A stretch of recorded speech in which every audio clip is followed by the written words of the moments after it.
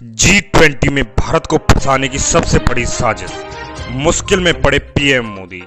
G20 से पहले Ukraine की वजह से रूस ने भारत को डाला बड़ी मुसीबत में। अब क्या करेंगे पीएम मोदी? रूस दे रहा भारत को धमकी। क्या मोदी देंगे धमकी का जवाब? क्या होगा जब दोस्ती बन जाएगा दुश्मन?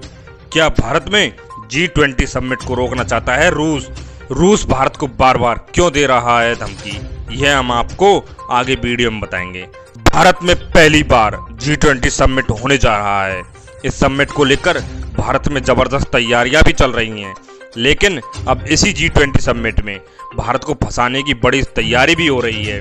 कुछ पश्चिमी देश चीन और यूक्रेन ने कुछ ऐसे बयान दिए हैं जिसकी वजह से रूस भड़क गया है और रूस ने एक ऐसा कदम उठाने की बात कह दी जिससे भारत को बहुत बड़ा नुकसान होने वाला है। इस बार रूस ने भारत के साथ कुछ भी नहीं किया है। रूस के विदेश मंत्री ने धमकी दी है कि G20 बैठक के बाद आने वाले जॉइंट डिक्लेरेशन यानी कि संयुक्त घोषणा पत्र में अगर उसके विचारों को जगह नहीं दी गई तो रूस इस जॉइंट डिक्लेरेशन को फ्लॉप कर देगा। रूस ने यह भी कहा है कि जॉइंट डिक्लेरेशन में यूक्रेन के मुद्दे का जिक्र ना हो। अब यह ऐसी चीज है जिस पर भारत का कोई भी नियंत्रण नहीं है।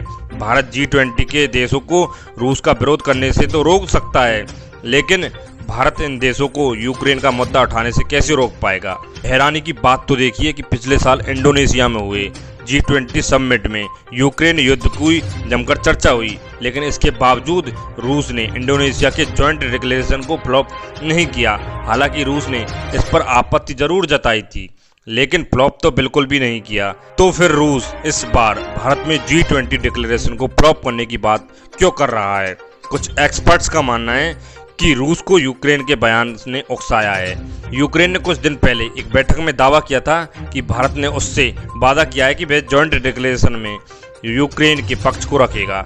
अब यह बयान यूक्रेन ने दिया था, भारत ने नहीं, लेकिन इसके बावजूद रूस भारत से नाराज हो गया। भारत तो हमेशा रूस के साथ खड़ा रहा। रूस के कहने पर ही भारत ने यूक्रेन के राष्ट्रपति व्लादिमीर जेलेंस्की को G20 बैठक में आने से मना भी कर दिया था।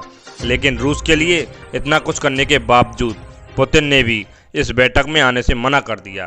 पुतिन ने पीएम मोदी को फोन करके बताया कि वो G20 बैठक में शामिल होने के लिए दिल्ली नहीं आ पाएंगे। आपको बता दें कि जब भारत ने रूस के लिए इतना कुछ किया तो पुतिन को भी भारत आना चाहिए था। रूस को भी दूसरे देशों की बातों में आकर इतना इमोशनल नहीं होना चाहिए था। जॉइंट डिक्लेरेशन काफी महत्वपूर्ण होता है, अब चाहे कोई भी समिट हो। अब आपका रूस के इस कदम के बारे में क्या विचार है? आप हमें कमेंट करके बता सकते हैं। Bureau report, active Bharat.